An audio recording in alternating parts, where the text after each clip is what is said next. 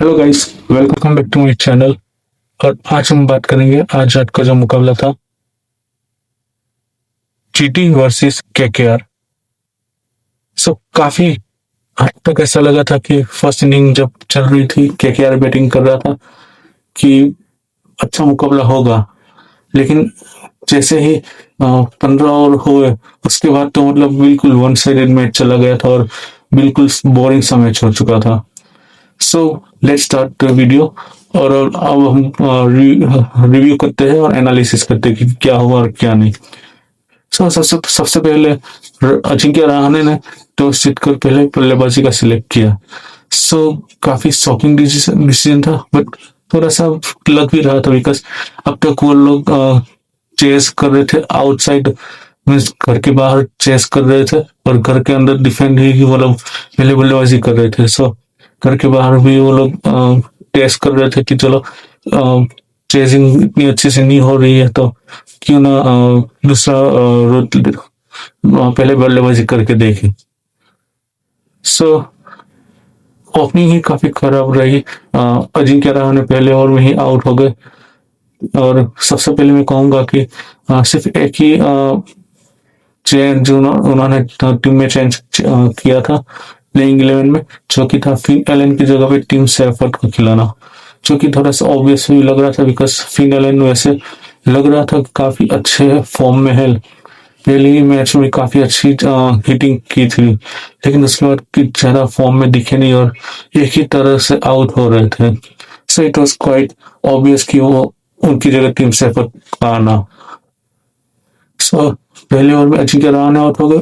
उसके बाद आए अग्नेश रघुवंशी। उन्होंने काफी अच्छे 2 शॉट खेले, लेकिन वो भी दूसरी ओवर में ही आउट हो गए। 2 ओवर में ही 2 विकेट चले गए थे और बिल्कुल बैकफुट पर ही चली गई थी।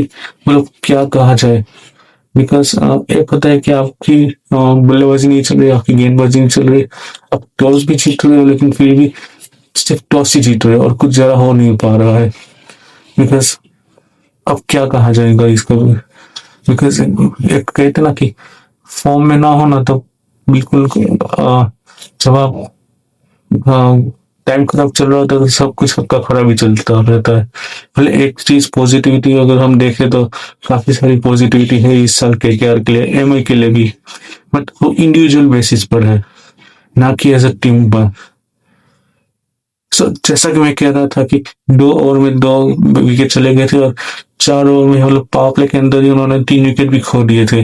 टीम सेफर भी शॉट मारने के चक्कर में आउट हो चुके थे और सिंपल सा कैच ग्लेन फिलिप्स को दे दिया था।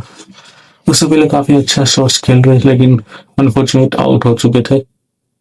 इसके बाद मुझे लगा था कि इधर रिंकू सिंह या फिर सुनील नारायण को बुलाएंगे because left hand right hand combination को आजमाने के लिए, लेकिन आउट ऑफ द बॉक्स उन्होंने सिलेक्ट किया और थोड़ा सा सोच विचार करके उन्होंने इसको भेजा, रोमन पावल को, जो कि कैरिबियन से आते हैं, वेस्ट इंडीज के खिलाड़ी है और ऐसा लग रहा था कि मतलब पावर हिटर है। बट काफी अच्छी उन्होंने पारी खेली, बट और काफी मतलब गेम में भी केकेआर को लेके आ गए थे वापिस। कैमरन ग्रीन जो कि इस साल कुछ ज्यादा ही मतलब फॉर्म में भी नहीं है, रन भी नहीं बना रहे, ना ही विकेट तो ले रहे, एक आध विकेट वो ले ही रहे, लेकिन फॉर्म में नहीं है।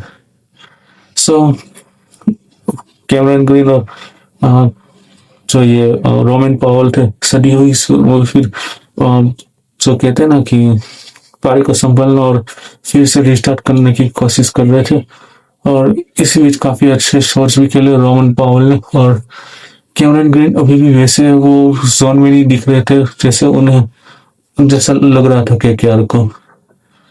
और मतलब एक बात अच्छी थी कि वो शॉट्स खेल रहे थे और पारी को आगे बढ़ा रहे थे सिंगल डबल्स में भी। और इस बार मैं अच्छा कहूंगा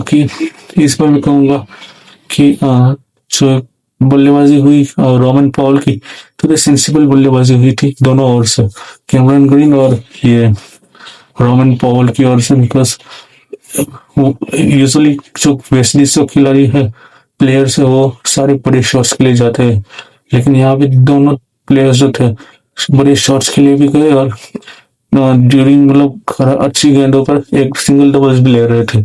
सो पारी को आगे भी ले रहे थे और अच्छे से बल्लेबाजी कर रहे थे और इसका फायदा उन्हें मिला कि 50 रन की पार्टनरशिप हो गई थी और जो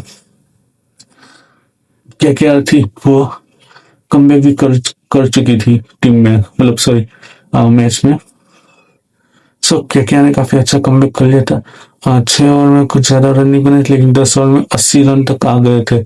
7 की एवरेज से डायरेक्ट 8 की एवरेज पे आ गए थे और उसी बीच में रोमन पॉल आउट हो चुके 50 रन की पार्टनरशिप पर। उसके बाद आए अनुकूल रॉय, जो मुझे लग रहा था कि थोड़ा गलत डिसीजन था, लेकिन उन्होंने भी काफी अच्छे शॉट्स खेले और कैमरन ग्रीन के साथ अच्छी पार्टनरशिप लगाई, जिसमें से कुछ उन्होंने 7 रन या 8 रन बनाए होंगे, बाकी सारे रन कैमरन ग्रीन ने बनाए थे। लेकिन क्या जबरदस्त 18 गेंदों में 52 रनों की पार्टनरशिप और बिल्कुल जो कमबैक हुआ था तो मतलब वो आगे निकल आए थे। बिल्कुल मैच पलट चुका था 3 ओवर में।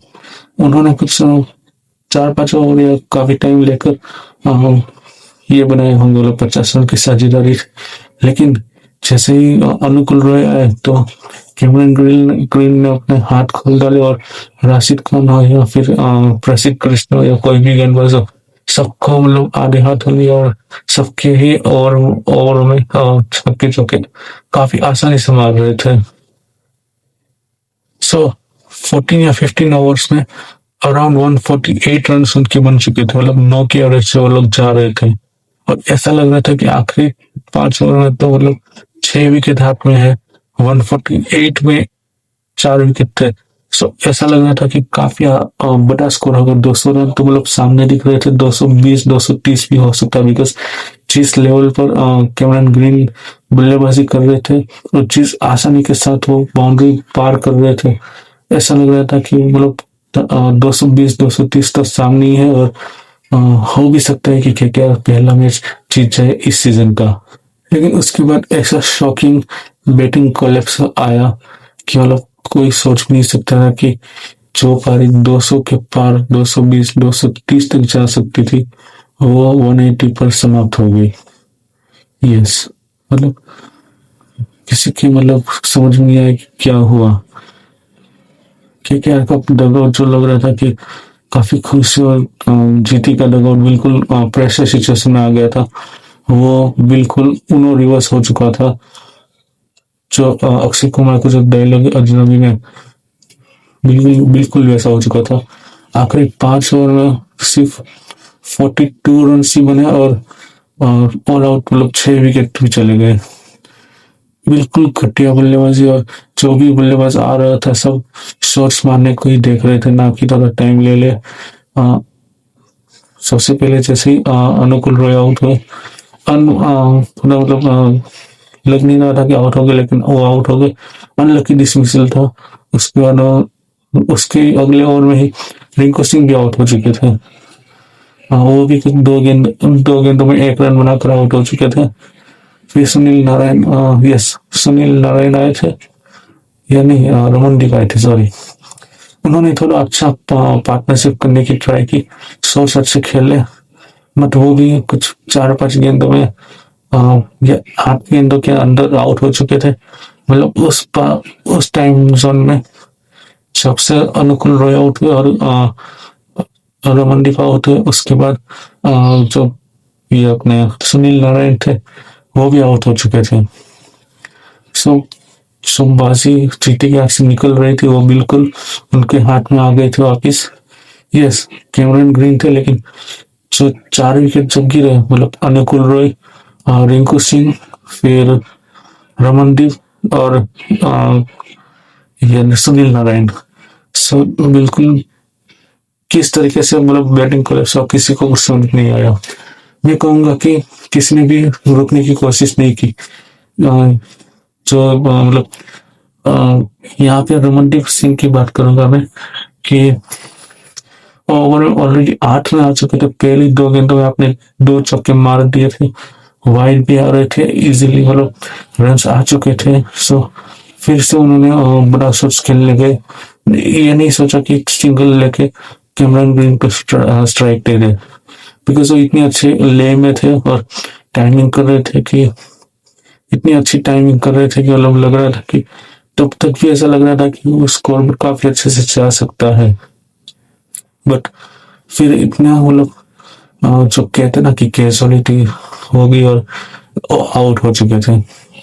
सो फिर तो मतलब कैमरन ग्रीन पे आ चुका था, और जैसे ही 4 विकेट लोगों जो 4 विकेट गिरे, सो कैमरन ग्रीन को 1 या 2 बॉल ही मिले होंगे खेलने को, और उस उसके बाद तो मतलब उनकी पूरी टाइमिंग चली गई थी, और जो उसको लग रहा था कि 200 के पार जाएगा, 220 230, वो 180 पे आके ही रुक गया। मतलब राशिद खान को भी आखिरी ओवर में आना पड़ा बॉलिंग करने के लिए, बिकॉज ये माहौल बना दिया था कैमरन ग्रीन ने। अगर इतना अच्छा माहौल बनाने के बाद भी अगर केकेआर अगर सिर्फ 180 बनाती है, सो आई थिंक वो डिजर्व करती है ये मैच हारना।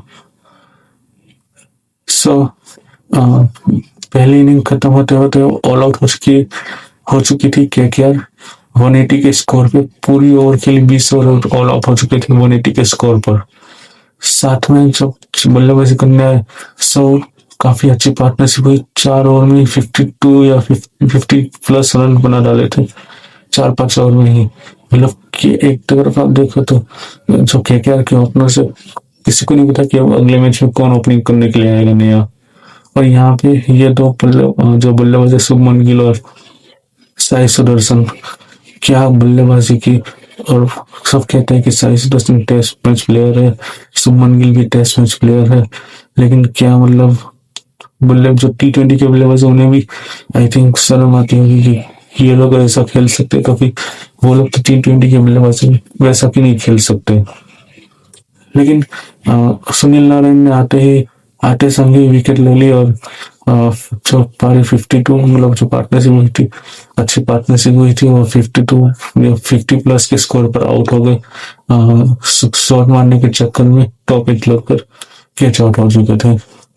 और फिर आया बटलर, और वो भी थोड़ा खेल कर वो भी आउट हो गए, लेकिन तब तक ऐसा लग ही रहा था कि आसानी से जो जीटी की टीम है वो जीत जाएगी, क्योंकि शुभमन गिल भी वहां पे थे।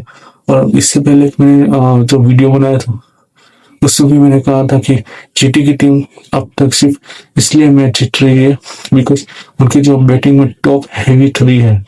किसी दिन अगर तीनों ऑल आउट हो गए, मतलब तीनों जल्दी आउट हो गए, तो आई डोंट थिंक सो उनके पास ऐसे बल्लेबाज है जो नीचे आके रन बना सके।